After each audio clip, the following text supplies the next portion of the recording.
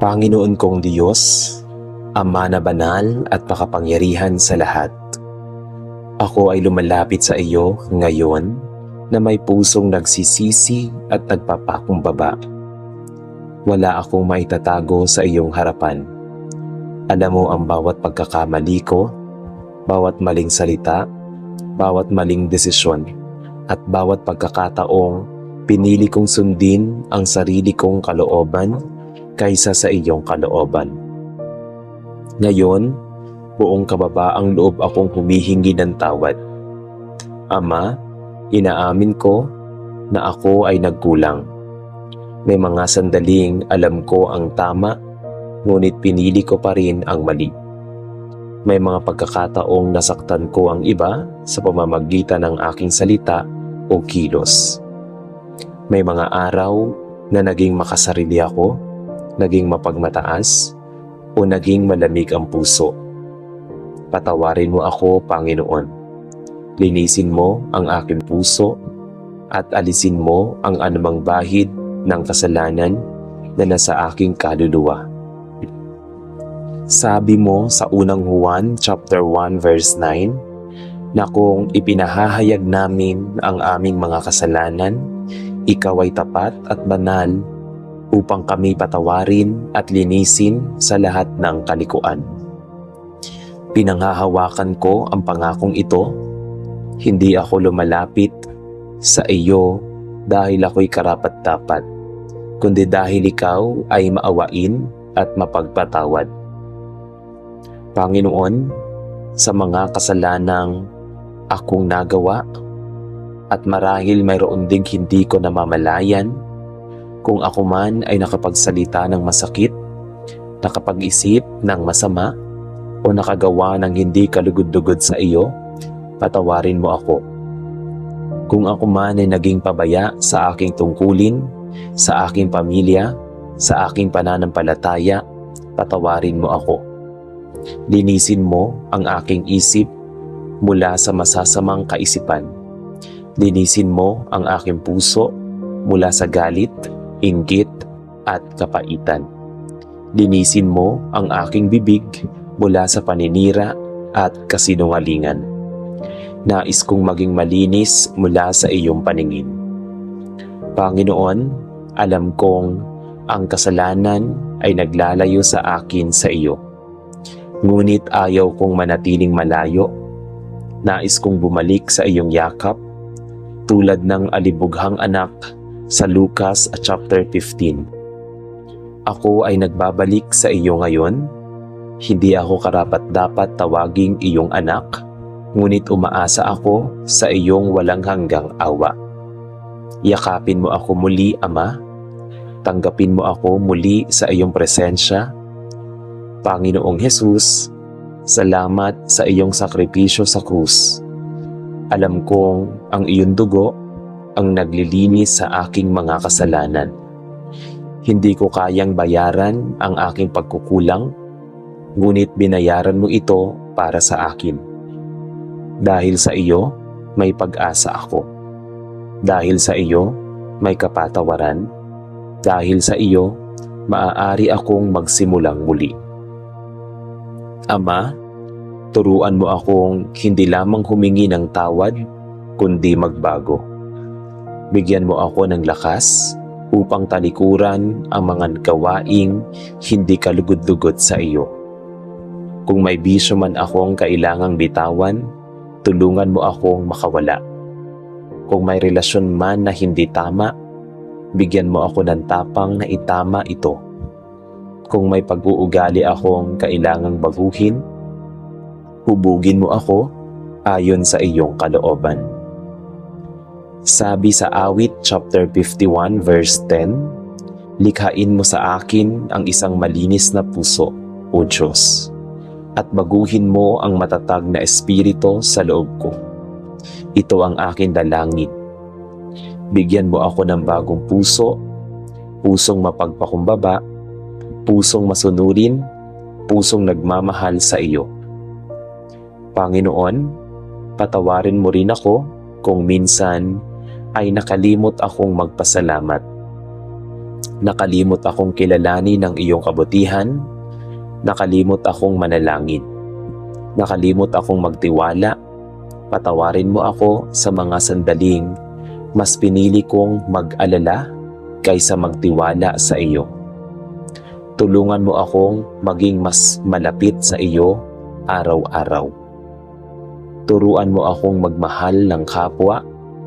Turuan mo akong magpatawad tulad ng pagpapatawad mo sa akin. Dahil alam kong hindi sapat na ako lamang ang tumanggap ng iyong awa, dapat ko rin itong ipakita sa iba. Ama, inilalapag ko sa iyong paanan ang aking kahinaan. Hindi ko kayang magbago ng mag-isa. Kailangan kita. Kailangan ko ang iyong Espiritu Santo upang gabayan ako. Itama ako at palakasin ako. Huwag mo akong pabayaan. Huwag mo akong hayaang bumalik sa dati kong pagkakamali. Maraming salamat, Panginoon, dahil hindi mo ako hinatulan ayon sa aking kasalanan. Salamat dahil ang iyong awa ay mas malaki kaysa sa aking pagkukulang. Salamat dahil may bagong umaga, may bagong simula, at may bagong pag-asa sa iyo. Sa araw na ito, pinipili kong lumakad sa liwanag. Pinipili kong talikuran ang dilim. Pinipili kong maging anak mong sumusunod at nagtitiwala. Sa pangalan ng aking tagapagligtas at manunubos, ako'y taimtim na nananalangin. Amen. Ama kong Diyos na banal at makapangyarihan, muli akong lumalapit sa iyong trono ng biyaya na may pusong wasak at nagsisisi. Hindi ako narito upang magdahilan. Hindi ako narito upang ipagtanggol ang aking sarili. Narito ako upang umamin. Ako'y nagkamali. Ako'y nagkulang. Ako'y nagkasala sa iyo, sa isip, sa salita, at sa gawa. Panginoon, may mga pagkakataon na alam ko ang tama, ngunit pinili ko ang madali. May mga sandali na mas pinili ko ang pansariling kagustuhan kaysa sa iyong kalooban. May mga oras na ako'y naging makasarili, naging mapagmataas, naging mainitin ang ulo, at naging pabaya sa aking espiritual na buhay. Sa lahat ng ito, ako'y humihingi ng kapatawaran. Sabi mo sa Awit chapter 51 verse 17, na ang handog na kalugod-lugod sa iyo ay pusong wasak at nagsisisi. Panginoon, ito ang iniaalay ko sa iyo ngayon. Isang pusong sugatan ng sariling pagkakamali, ngunit umaasang muli mo itong bubuuin. Huwag mo akong itaboy sa iyong presensya. Huwag mo akong alisin sa iyong pag-ibig. Ama, patawarin mo ako sa mga salitang hindi ko dapat sinabi, sa mga pananalitang nakasakit, sa mga pagkakataong nagsalita ako ng may galit o panlalamang. Patawarin mo ako sa mga kaisipang hindi malinis, sa inggit, sa paghuhusga, sa pagdududa. Patawarin mo ako sa mga gawaing hindi nakapagbigay lugod sa iyo. Kung ako man ay naging malamig sa pananalangin, patawarin mo ako. Kung ako man ay naging tamad sa pagbabasa ng iyong salita, patawarin mo ako. Kung ako man ay mas naging abala sa mga bagay ng mundo kaysa sa relasyon ko sa iyo, patawarin mo ako. Panginoong Hesus, salamat dahil sa kabila ng aking pagkukulang ay hindi mo ako tinalikuran. Sabi sa Roma chapter 5 verse 8 na ipinakita mo ang iyong pag-ibig sa amin nang mamatay ka para sa amin habang kami makasalanan pa. Hindi mo hinintay na ako'y maging perpekto bago mo ako mahalin. Kaya ngayon, sa aking kahinaan, ako'y lumalapit sa iyo ng may pag-asa. Linisin mo ako, Panginoon, hugasan mo ang aking puso, tulad ng sabi sa Isaiah chapter 1 verse 18, kahit ang aking kasalanan ay maging matingkad na pula, kaya mo itong gawing maputing parang niebe. Naniniwala ako na walang kasalanan na mas malaki kaysa sa iyong biyaya. Ama, tulad mo akong tunay na nagsisisi, hindi lamang sa salita kundi sa gawa. Bigyan mo ako ng lakas na talikuran ang mga bagay na humihila sa akin palayo sa iyo. Kung may bisyo akong kinakapitan, tulungan mo akong makalaya. Kung may maling relasyon o maling desisyon akong pinanghahawakan, bigyan mo ako ng tapang na bitawan ito. Turuan mo akong magpatawad sa mga taong nakasakit sa akin, tulad ng pagpapatawad mo sa akin. Ayaw kong ang puso ko ay mapuno ng galit at kapaitan. Palitan mo ito ng pag-ibig at awa, dahil alam kong ang pusong hindi marunong magpatawad ay pusong hindi malaya. Panginoon, may mga kasalanan akong paulit-ulit na nagagawa.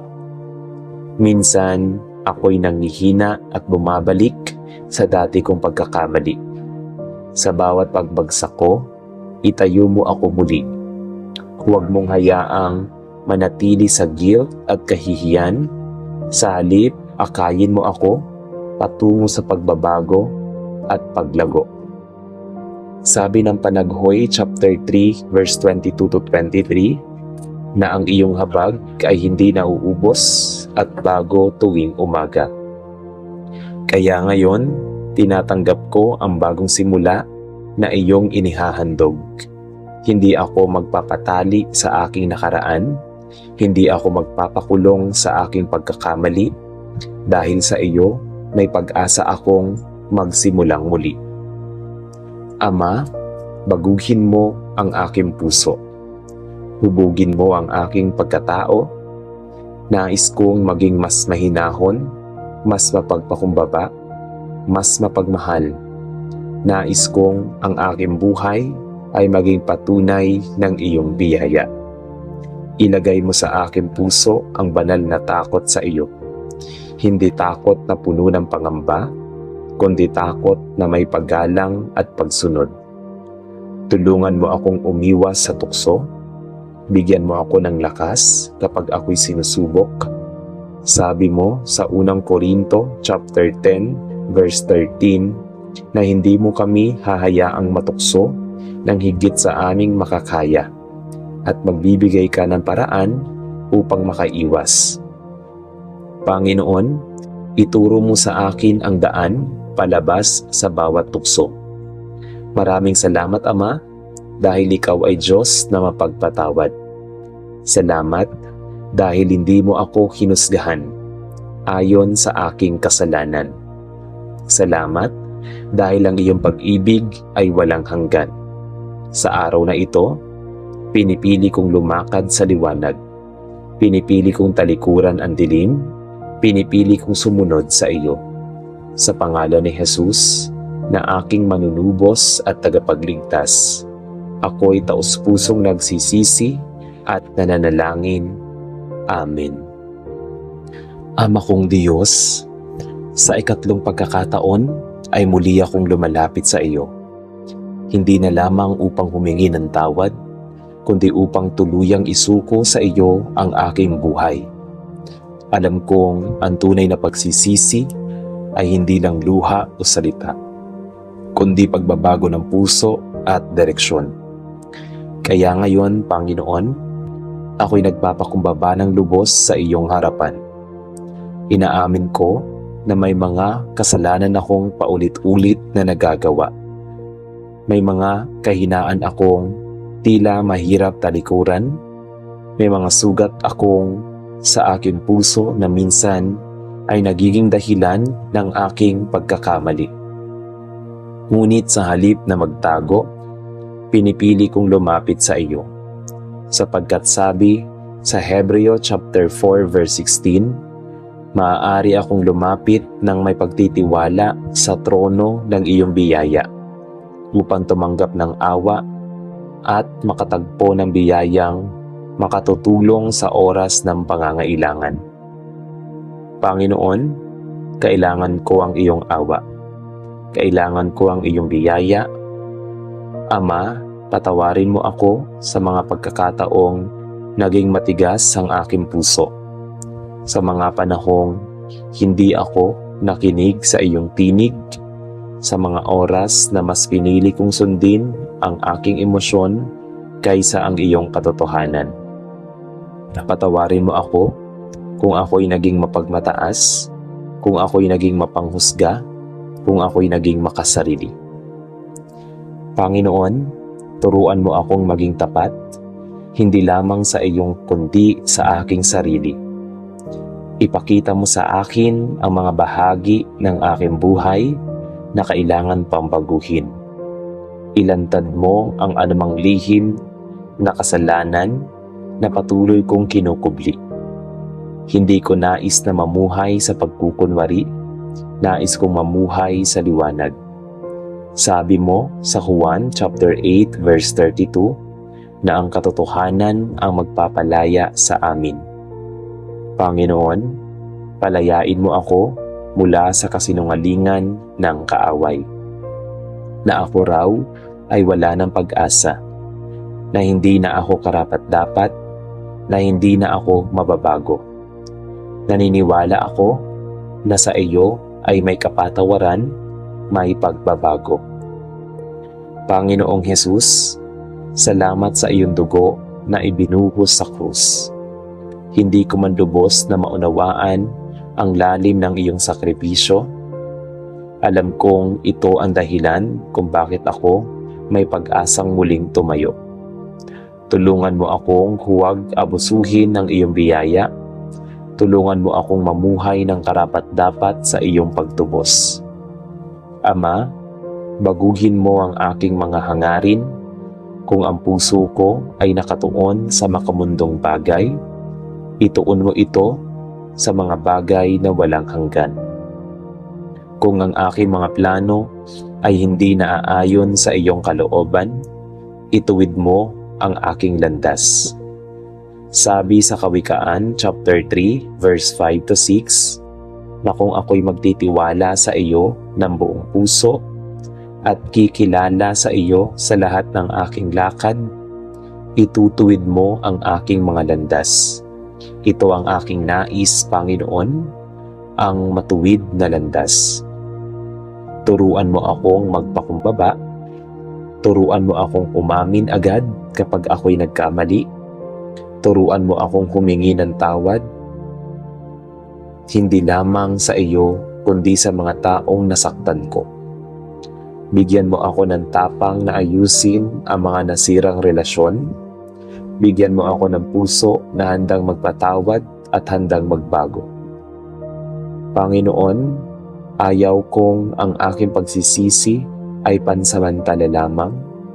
Ayaw kong pagkatapos ng panalangin na ito ay bumalik ako sa dati kong gawain.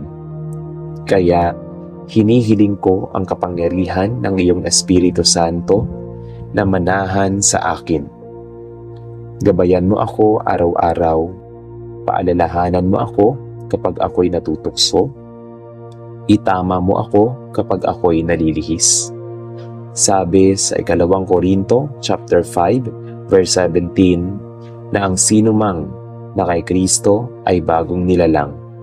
Ang luma ay lumipas na at ang lahat ay naging bago.